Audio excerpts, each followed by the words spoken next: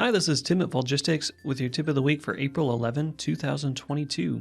Today, I wanted to talk a little bit about VicNet passwords. Now, if your organization uses the VicNet module, your volunteers log in on a page like this using their email address and their password.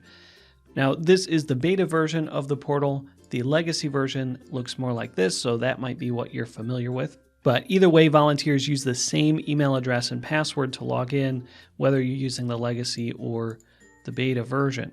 Now, of course, volunteers can reset their password anytime using that forgot password link to get a reset message sent to them. If you prefer to send that information yourself, there are several ways you can handle volunteer passwords. First, if we go back into Volgistics and go into a volunteer's record, here on the Vic tab, you have a place where you can set a temporary password for this volunteer. Now, the temporary password doesn't need to meet your typical complexity requirements because this is designed as something that's just going to be temporary, used once, typically right away, so that they can log in and set their own permanent password.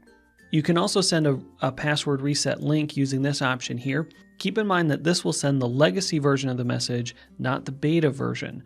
So after the volunteer sets their password, it's going to redirect them to the legacy version of the VicNet login page. If you want them to go to the beta version after they reset their password, then it's better to have them click the link themselves. And you can also take either of these actions by tagging volunteers and using the tags page. So you can set a temporary password for multiple volunteers all at once, or send the password link to multiple volunteers all at once. Now, if you'd like to manage the complexity requirements for the password, that's available here in Setup. Then you can expand VicNet, either the beta or the legacy, depending on which version you're using.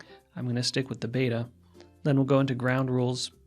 And then under Password Security, you can choose the options you like there for those complexity requirements, as well as password expiration.